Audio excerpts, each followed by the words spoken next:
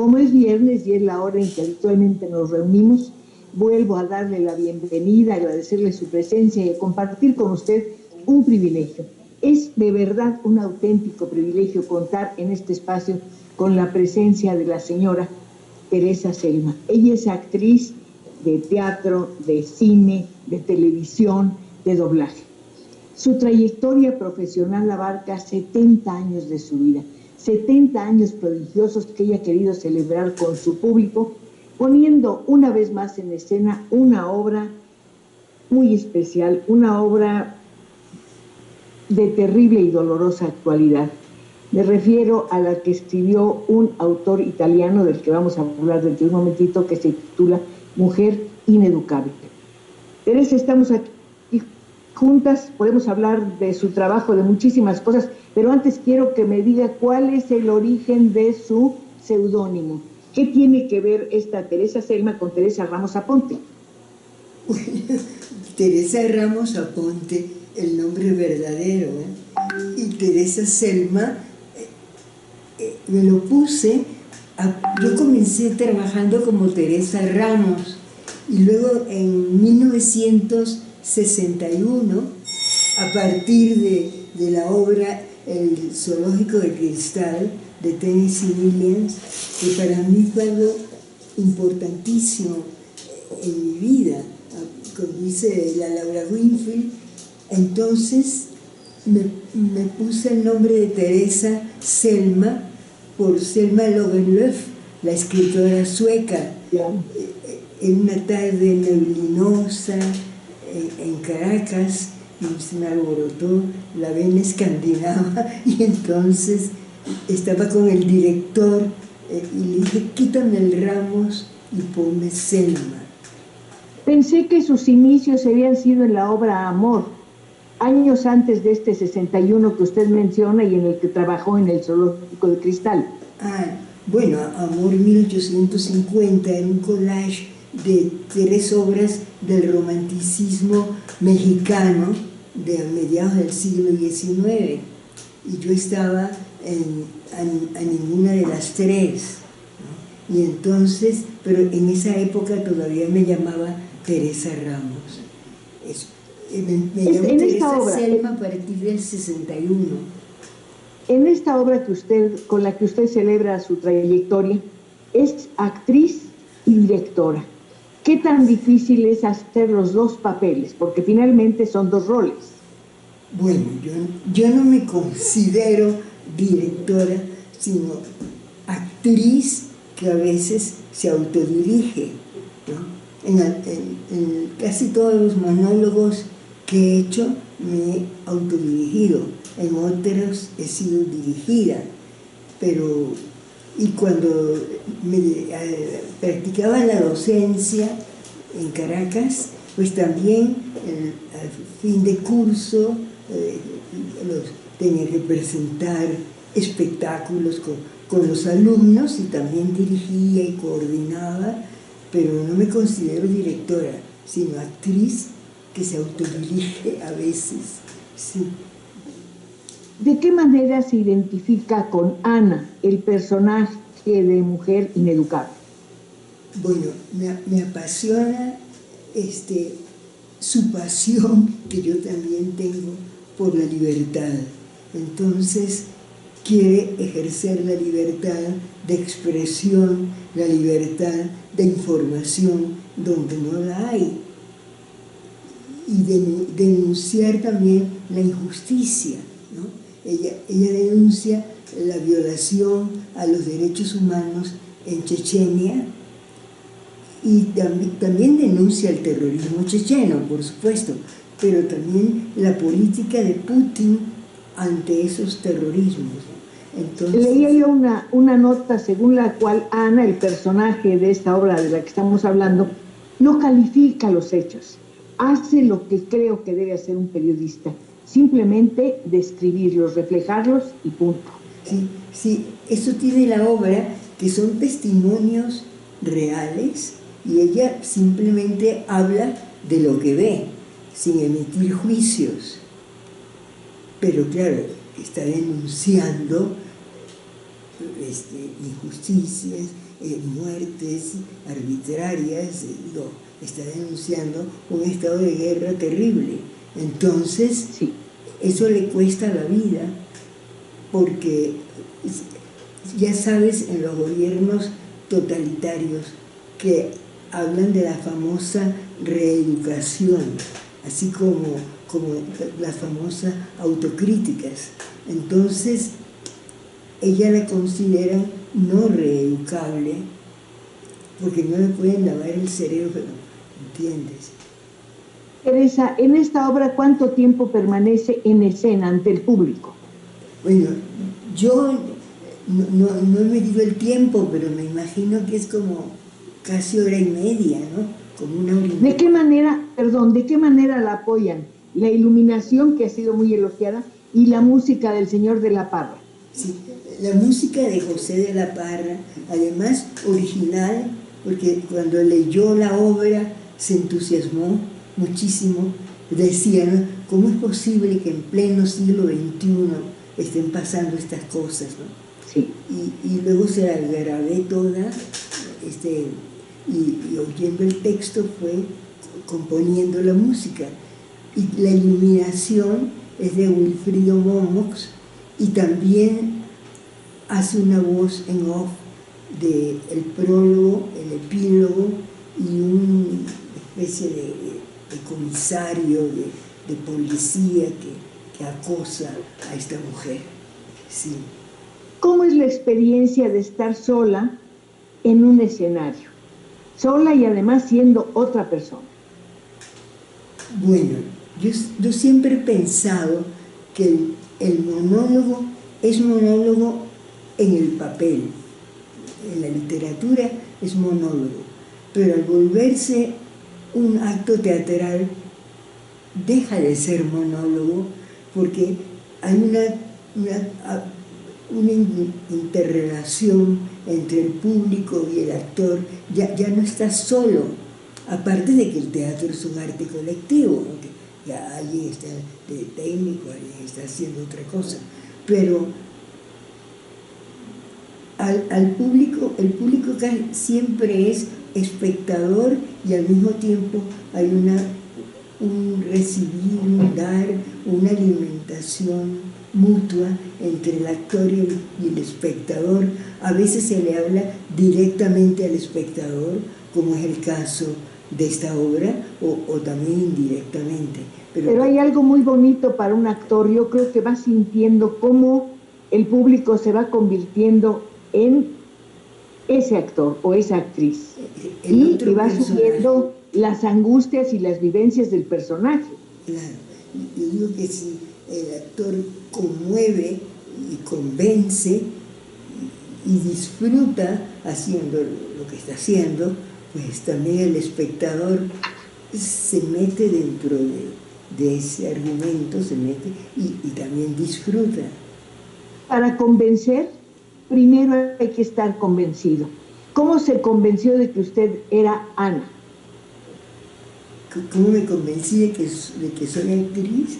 Bueno, yo creo que no me tuve que convencer, porque desde niña empecé a hacer los actos culturales que había en el pueblo, y luego en la escuela primaria, tomaba parte, y yo era feliz en escena, ¿no? Y incluso leyendo o actuando o cantando o bailando. Perdón que le interrumpa, Teresa. ¿Era feliz siendo otra persona? Sí, me parece una suerte maravillosa que tiene el actor de llevar sobre sus espaldas personalidades diferentes y diferentes épocas. Es como si vivieras varias vidas, ¿no? Un actor vive muchas vidas y entrega la suya también. Claro. Sí. Y es un intercambio absolutamente maravilloso. A usted hay quien la considera, bueno, la describen de muchas maneras, ya lo sabrá.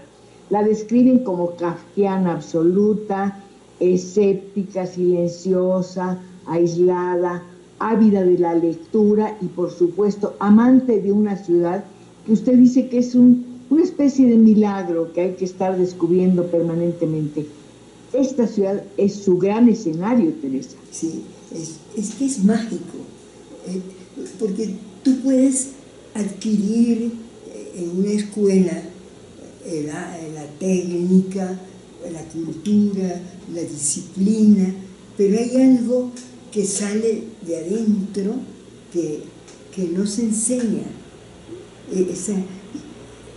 Es como si yo tuviese una escuela de pintura, por ejemplo, y entonces le enseño al alumno la técnica del óleo, de la acuarela, del carboncillo, pero si esa persona no siente la necesidad de expresarse a través de la pintura, si no se entrega, si no es creativo, pues sabrá la técnica, pero no será nunca un pintor. Estamos de acuerdo en que se nace con dones, hay que desarrollarlos. La vida nos enseña muchas cosas, nos da las grandes lecciones que tienen que ver, pues sí, con la vida y con la muerte, pero pasemos de eso y pensemos en alguien que le dio muchas herramientas, muchos conocimientos en México, el maestro Sequizano. Ay, sí.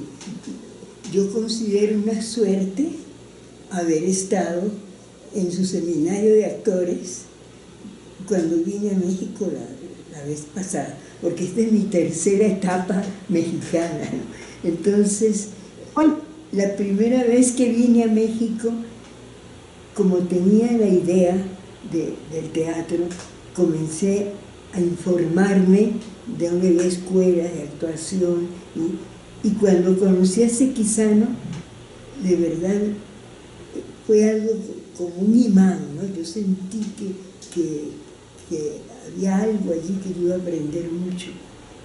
Y fue buenísimo porque yo creo que ni él mismo se daba cuenta del bien que me estaba haciendo, de quitarme traumas, de quitarme inhibiciones, y entonces me di cuenta y dije, esto es lo mío, yo tengo que, cuando estableció la similitud con el juego de los niños, de que todo niño al jugar con ficciones como si fueran verdades, está haciendo teatro.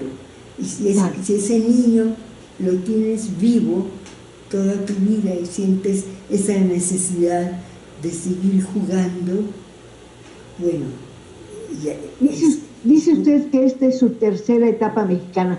¿Qué fue lo que despertó su atracción o su interés por México y desde luego por venir a México? Bueno, yo tenía... Ay, perdón, Teresa, no, por estar tan emocionada no me fijé que es el momento de un corte. Lo voy a hacer y regreso enseguida. ¿Sí? ¿Me permite? Sí. Muchas gracias. Regreso enseguida. Muy bien. ¿Cabello está bien? No como lo hemos anterior. Es que esto se calienta. Está caliente, pero no. ¿Cómo? No se está bien dirigida, sino que está como muy bien. ¿Más segundo bloque? Sí. 5, 4, 3, 2. Usted y yo seguimos conversando con la primera actriz, Teresa Selma. Le acabo de preguntar qué fue lo que despertó su interés por México y por venir a México. ¿Qué fue lo primero que escuchó de nuestro país? Lo primero que supo. Adelante, Teresa. Lo primero fue el arte popular, ¿no? Yo sentía que sí que era un pueblo de artistas, la artesanía, la música, y también México tiene mucho poder de convocatoria, yo creo que en toda Latinoamérica, no solamente Venezuela, a través del cine, de aquella época. Me acuerdo los tumultos para entrar a ver una película de Cantinflas, por ejemplo, y un país muy popular. Luego, aparte de eso, la historia. Antes se daba mucha importancia en la primaria a la historia universal, Entonces yo me acuerdo en tercer año de primaria, cuando estudiaba que si Cuauhtémoc y la conquista y la colonia, todo eso se estudiaba. Y me despertó mucho interés. Y estuve dudando, claro, a la hora de decidirme, por cuando el dictador Pérez Jiménez, una dictadura militar que estaba en Venezuela, cerró la universidad. Hubo un éxodo estudiantil. Entonces, había en ese momento 4 universidades que no habían comenzado.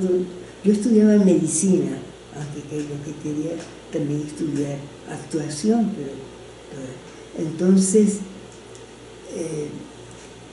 había 4 universidades que no habían comenzado todavía las clases, y una de esas universidades era la UNAM. Y entonces, bueno, maravillosa. bien, Nos encanta. fascinada, además, bueno, la historia, la música. Pero fíjese, Teresa, hay algo muy importante. Dice usted que despertó su interés por México, el arte popular, la historia, el ambiente cultural. Pero, ¿y qué me dice del cine y de la música, que son tan poderosos en todo el continente? Justamente, ver cine mexicano desde la infancia, incluso películas que no eran infantiles, ¿no? Pero uno entraba, ¿no? Y al cine, y así iba conociendo México. Yo me acuerdo, estaba yo una niña, y cuando fue, por ejemplo, a Caracas, Tito Guízar, después de allá en el Rancho Grande y todo eso. Es preciosa película. Sí, y entonces, todavía la pasan en la tele de vez en cuando. Y fue tremendo para mí que, bueno, mi papá no podía pagar la entrada para oírlo en vivo. Yo me acuerdo que ahí estaba yo junto al radio oyendo a Tito Guízar cantar y las entrevistas que le hacían. Sí, México realmente tiene poder de convocatoria. Teresa, hay una pregunta que no quiero demorar. ¿Cómo se incorporó usted al grupo teatral Rajatabla? Bueno, viviendo aquí en México, hacía yo El cepillo de dientes de Jorge Díaz, el dramaturgo chileno. Y un día que salgo de la función, me dicen, allí en el público está un grupo venezolano que vino a hacer teatro acá con el director viendo la obra. Cuando me enteré del nombre del director, que era Carlos Jiménez, dije, ay, si yo acabo de ir a Caracas y vi una obra, Venezuela tuya, allá, que me pareció excelente, ¿no? Y quería conocer al director. Y me dijeron, no, es un argentino que ahorita no está acá, que está fuera de Venezuela. Me vine sin conocerlo. Entonces nos conocimos a través del trabajo primero, yo viendo su obra dirigida por él en Caracas y luego él viéndome en El cepillo de dientes. Pero él creía que yo era una actriz mexicana, tal vez porque yo me esmeré desde que llegué, que pronunciar las eses, hablar lo menos venezolano posible. Y entonces, tengo entendido, Teresa, que alguna vez trabajó en una obra de Jiménez. ¿Cómo? Que alguna vez trabajó en una obra de Jiménez o directamente con él. Sí, claro, porque fue chistosísimo. Cuando nos encontramos, por ejemplo, en el auditorio, él lavándome el cerebro con Venezuela, hablándome maravillas para que me fuera para allá a trabajar con él. Yo le digo, pero si yo conozco, yo soy de allá. Y dice, no puede ser. Entonces, pero no, yo no me podía ir en ese momento todavía. Yo seguía aquí en México. Y cuando regresé a Venezuela, por supuesto, lo primero que hice fue buscarlo, porque me había prometido que quería que trabajara con él, ¿no? Y empecé a trabajar en Rajatabla enseguida, en varias obras, y para mí es una etapa muy interesante en mi vida artística. Además, se llegó a una amistad muy profunda, excelente persona, Carlos. Yo creo que es un motivo de gran orgullo haber pertenecido a este grupo que fue como una especie de faro en la escena de Latinoamérica. Sí, tenía fama de ser el mejor grupo latinoamericano y hicimos varias giras por Europa, por Latinoamérica y por el interior de Venezuela.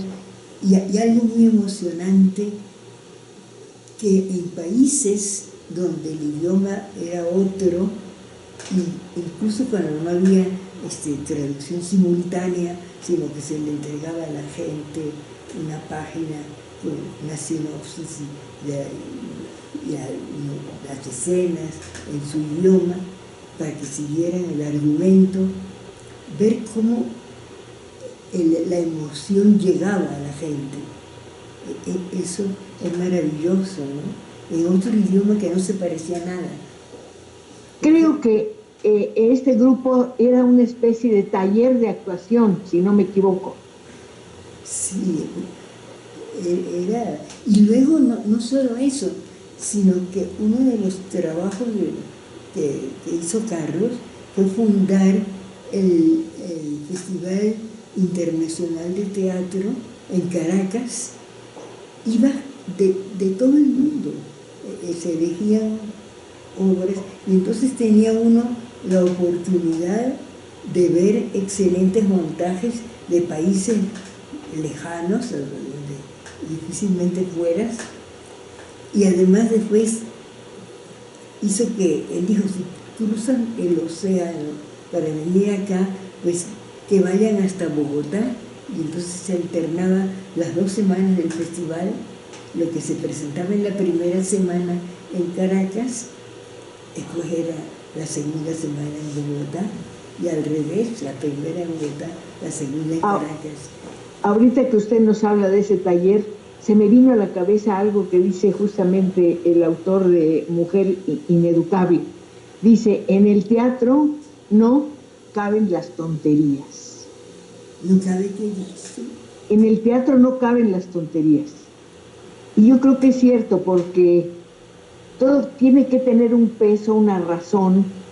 El espacio es breve, el tiempo es breve, y hay que decirlo todo en 1 hora y media, digamos. Sí, hay una síntesis, ¿no? Y además hay valores intrínsecamente teatrales que llegan al margen del idioma, aunque sea en otro idioma. Por ejemplo, yo me acuerdo en Seúl, cuando fuimos a Corea del Sur a hacer El coronel no tiene quien le escriba, yo hacía la mujer del coronel. Imagínate qué se parece el coreano y el español, todo lo que tenía en una paginita con el orden de las escenas, una síntesis ahí. Y me abrazaban las mujeres llorando después de la función, me emocionaba mucho, me decían en inglés, ay, usted es una alucinada, qué sé yo.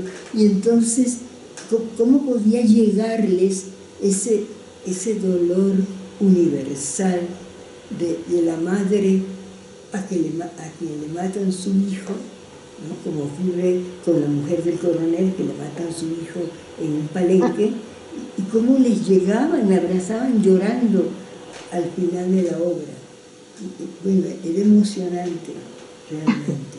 Antes le pregunté qué se siente estar en un escenario sola, es decir, estar interpretando un monólogo. Y ahora me acordé de La loca de Buschut, por la que usted fue premiada, pero más allá del premio San Martín, creo que obtuvo otro maravilloso, que fue el reconocimiento y el agradecimiento de Fernando del Paso por la forma en que usted había tratado Noticias del Imperio y el personaje de Carlota. Así, esa es otra cosa, de las cosas maravillosas que me han pasado. Yo yo hice la versión, ¿no? Que son 12 capítulos en la novela del monólogo de Carlota, reducirlo a una hora de espectáculo. Y dije, bueno, nada de versión naturalista, ¿no? La Carlota como estaba en ese momento, la pobre, poco antes de morir, en 1927, sino dándole más importancia a las emociones contradictorias y violentas que tenía pasar de la locura a la cordura, del odio, al amor.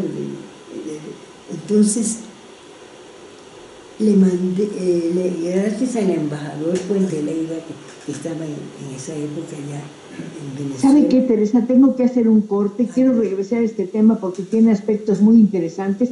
Vuelvo enseguida, ¿de acuerdo? Ay, sí, te voy a hablar de la loca de Boucher. Muchas gracias. Bueno. Más fuerte, un poquito más. Voy a entrar al tercero. Un poquito nada más, un poquito más arriba. Se oye bien, pero no está por lo más. Como se graba, Wilfrido, mande. ¿hay alguna forma de mejorar un poquito el sonido? Sí, un claro. poquito. Déjame. Mira, A ver si lo puedes subir un poco. Ok. es que con Aquí la el emoción me volumen pongo a tenemos hablar todo arriba. y después Sí. se me olvida que Sí. tengo. Nada más vamos a acercarte un poquito más. Ahí está. ¿Verdad? ¿Te duele el lado, no? Vamos para un poquito, para que otra vez. ¿Cómo? Para que otro poquito. Así. Sí. Para que te pongamos de frente. Ahí está. Sí, pues hay momentos en que la veo. Incluso a mí me Cuida puede- tu mano para que no te tapes Voy, tu luz. gracias. Cuida tu mano para que no te tapes tu luz. Ah, ya. Y avéntale más la voz hacia acá. ¿Sale? ¿Puede mover un poquito más su cámara para que no tenga tanto aire arriba, por favor? Ah, mire. Exacto. Ahí estamos. Ahí está. Y mejor el sonido. Qué bueno. Muchas gracias. Ok. También me cuesta a veces oír a los ciudadanos. Sí. Pero sí, aviéntale un poquito más la voz y lo corre. Mucho mejor. Sí. ¿Estamos mejor así? Sí, mucho mejor. Mucho mejor. Gracias. Teresa, nada más. Había mucho acá arriba. Sí. Muy bien. Ahí está. Sí. Listo. Va a correr tercer bloque. 5, 4, 3. Estábamos conversando con Teresa Selma de la versión que ella da, porque es una versión completamente suya, del personaje de Carlota en Noticias del Imperio del querido y siempre recordado Fernando del Paso. Él dijo una cosa que me pareció fascinante. He visto la obra muchas veces y cada vez aumenta o progresa la locura de Carlota. Una Carlota a la que usted, Teresa, no le pone edad, la deja que vive en su tiempo, porque una persona trastornada realmente vive solamente en su tiempo. Sí. Y con mucho sentido del humor, porque tenía mucho sentido del humor, Fernando del Paso, él me decía, algo tienes que tener tú de loca, porque cada vez que veo la obra te veo más loca. Sí, a él le encantó, y eso me dio a mí, aparte de satisfacción, al principio cuando yo estaba sola, porque yo decía unipersonal en escena y unipersonal fuera de escena, haciendo la versión, y que se la mandó el embajador Puente Leiva a Guadalajara, en la valija diplomática. Entonces, yo estaba temblando, ¿no? Decía, a ver qué dice, qué le parece, y le decía a Puente Leiva, si dice que no, tomo un avión, voy a Guadalajara y lo convenzo, porque yo no me quedo con las ganas de hacerlo. Entonces, pero ¿cuál es mi sorpresa? Y no solo le gustó, sino que no le cambió nada, ni le agregó ni le quitó. Y entonces eso me dio mucha confianza. Y me ponía yo en la habitación, o sea, la cama del público, yo aquí enfrente, a inventar, a ver qué hacía. Y hasta que, bueno, la estrené en Caracas. Para perfilar ese personaje, ¿usted escribió? Bueno, hice muchos cortes y algunas cosas las cambié, pero muy poco, ¿no? Traté de respetar lo máximo el texto. En algunas cosas sí cambié algo, por ejemplo, para hacerlo más teatral. Digamos que él dice en la novela que Carlota, como bueno, europea culta, se iba al bosque de Chapultepec a leer poemas de Nezahualcóyotl, en fin. Entonces yo dije, no lo voy a leer, lo voy a decir de memoria y en un momento que muy ad hoc con lo que estoy haciendo en escena en ese momento. Hay otro personaje importante de su trayectoria, que creo que todos lo son. Esta doctora que tiene cambios de carácter, esta doctora que está en un consultorio y usted la interpreta, ¿por qué? ¿Qué le atrajo de ese personaje? Tú te refieres al último monólogo ese de Alberto Estrella. Sí, para celebrar otro aniversario también. Ay, no, es que el Alberto me lo escribió, me lo dedicó. Yo no sé, claro, como él me había visto hacer personajes muy diferentes en varias obras, entonces supuso que tendría la versatilidad para hacer varios personajes. Hago 8 personajes en esa obra. La doctora, 3 pacientes, una mujer con delirio de persecución, un erotómano, una rapera, y los 4 maridos que tuvo. Entonces, bueno, yo me divierto cantidad. Así. Quienes la conocen más de cerca y les envidia esa cercanía, comentan que usted es una mujer ávida de lecturas, que además tiene una memoria extraordinaria para los poemas. Puede decir un poema de memoria sin ninguna dificultad. ¿Cuál fue el primero que se aprendió? Y esto lo pienso por una razón, porque me imagino que buena parte del trabajo de un actor es la memoria. Usted estudia su papel, lo interioriza, pero tiene que tener las palabras al alcance de la mano.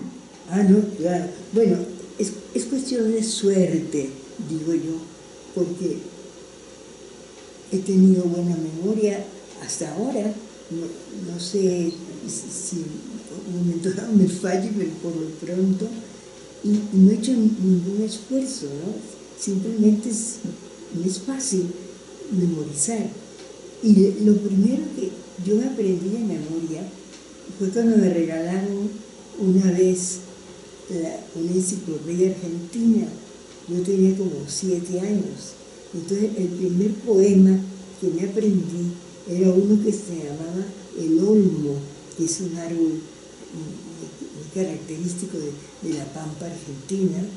Y entonces me fascinó y me lo aprendí de memoria. Y me aprendí muchas cosas, la anatomía, los nombres de los huesos. Me acuerdo que en esa enciclopedia me gustaba la anatomía, la astronomía y la mitología griega. Entonces podía saber los nombres de los dioses. Bueno, me leía mucho esa enciclopedia. Y tú me preguntas que cuál fue el primer poema que me aprendí. Y recuerdo que fue ese. ¿Y cómo será que se me quedó? No sé si tendría 6 o 7 años, pero se me quedó lo del Olmo en la mente. Y cuando estuve en una gira por Argentina, que recorrimos como 2.000 kilómetros, 8 ciudades, yo le decía al conductor del camper, cuando veas un olmo en la carretera, ¿no? Cuando veas un olmo, avísame, porque yo quiero conocerlo, que lo tenía así desde la infancia en la mente. Sí. Insisto en que la llaman memoriosa, pero también kafkiana. ¿Por qué? ¿Cómo? La llaman también kafkiana. ¿Kafkiana? Un ser fascinado por Franz Kafka, por sus relatos, por sus historias. Sí, Es que yo cuando leo algo, una historia, un relato, es como lo voy visualizando mentalmente, lo vivo. Es como si fuera una película, ¿no?, que estuviese viendo, y entonces lo disfruto mucho. Y desde muy niña me refugiaba mucho en la lectura. Sí. Tenemos que hablar de un aspecto de su trabajo que canceló durante algún tiempo, la cuestión del doblaje, prestar la voz, hacer con la voz un actor, pero además un actor y un personaje. Sí, eso fue aquí en México, la segunda etapa mexicana. Sí, 60s y 70s más o menos, ¿no? Sí, la segunda vez que vine a México fue en el 63. Y entonces me hablaron del doblaje y fui como ya había hecho radio en Venezuela, me decían, no, que pasa bien la voz, qué sé yo. Fui a buscar trabajo, hice unas pruebas ahí, y cuál es mi sorpresa que un día me dicen, mira, La Caldera del Diablo, para que hagas a Dorothy Malone, que era la protagonista de la serie. Y no, aprendes sobre la marcha.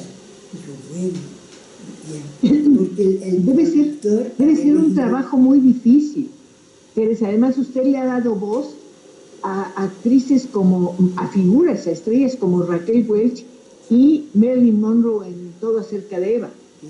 Y luego, cada vez que había un personaje en las series norteamericanas, un personaje de una negra, yo uso la palabra negra como en Venezuela, que no es ofensivo, todo lo contrario, se dice cariñosamente. Entonces, aquí dicen afrodescendiente y me suena rarísimo. Bueno, entonces cada vez que salía un personaje así, me llamaban a mí porque consideraban que tenía voz africana. Teresa, ¿cómo es la experiencia? ¿Cómo ha sido la experiencia de ir a un cine, ver una película donde está su voz, pero no está usted?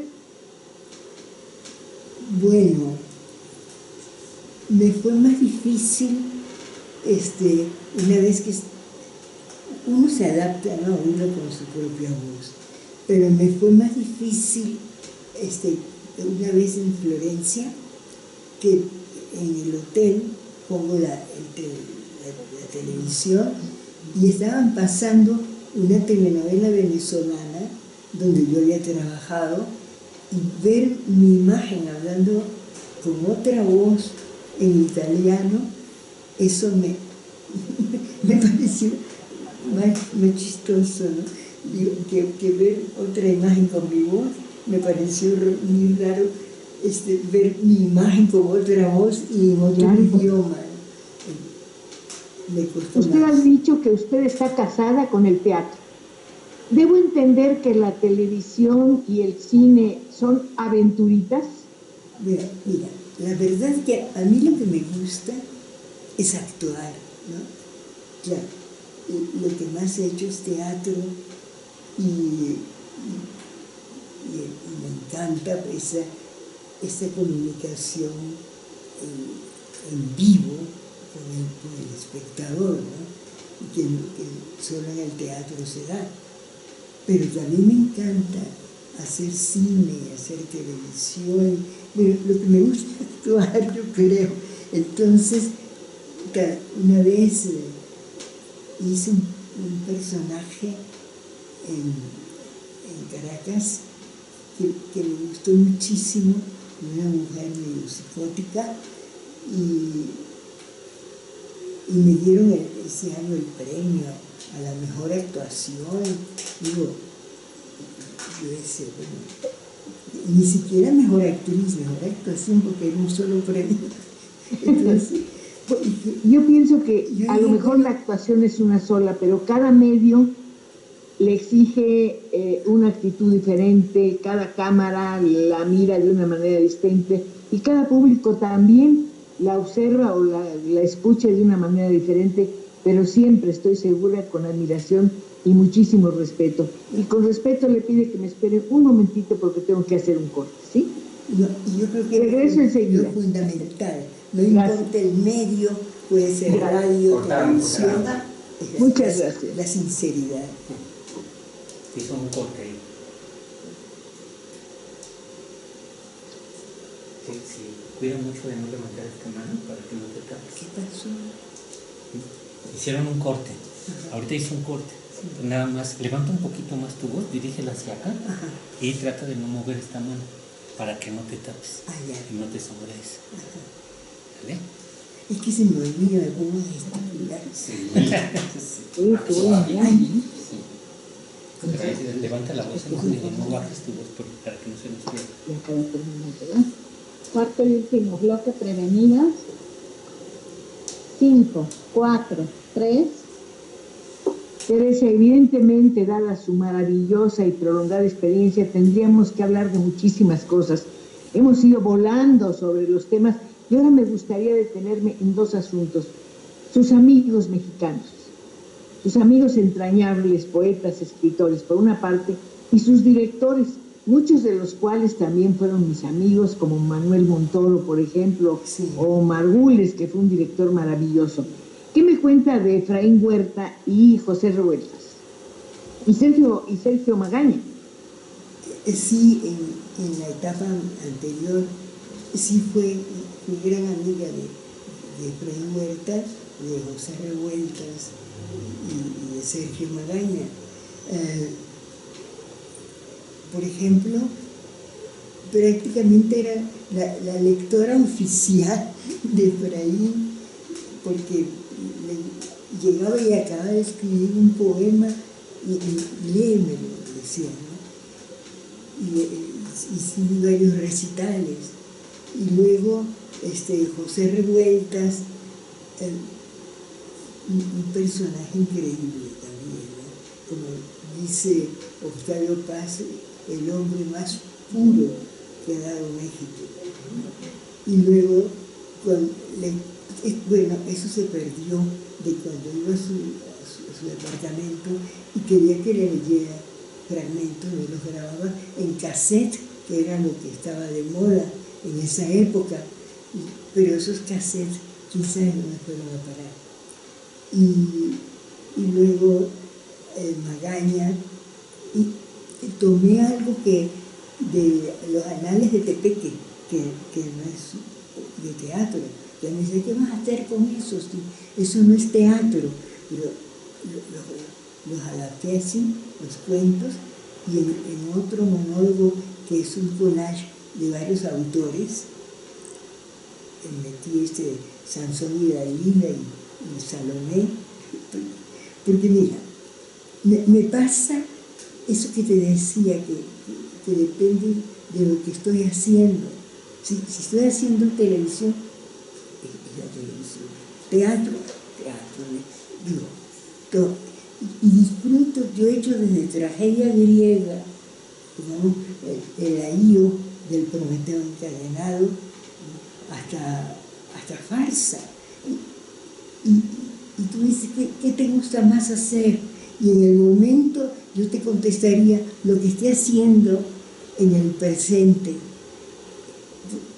Es en lo que me meto y lo disfruto igual. No estoy pensando, es como como la naturaleza, ¿no? Si estás disfrutando un atardecer, no vas a estar pensando en la luna o en la lluvia. ¿Sí? De todos los directores de teatro con quienes trabajó, ¿cuál es el que más se adaptó a su personalidad o al revés? ¿Con cuál se adoptó usted de una mejor manera? Ay, bueno, en Venezuela no me queda duda de Carlos Jiménez. Porque Carlos Jiménez es el director de Rajatabla, ¿no? Porque era un creador y no tenía miedo a la creatividad de los actores tampoco. Entonces había una comunicación buenísima, tú podías aportar y en la policía, en fin. Yo disfruté mucho trabajando con Carlos Jiménez porque las ideas le brotaban así, tenía una imaginación febril. Y aquí en México, es que no quiero decir uno u otro porque la verdad, pero ahora cuando regresé a México, una de las cosas tristes que me ha pasado es que muchos directores, críticos, actores con los que trabajé hayan muerto y otros ya estaban enfermos. Entonces son muy pocos los que todavía viven, ¿no? Y eso me dolió mucho porque, digamos, Margules lo encontré todavía vivo y tenía un cáncer, Rola también, había muerto también López Miernao, bueno,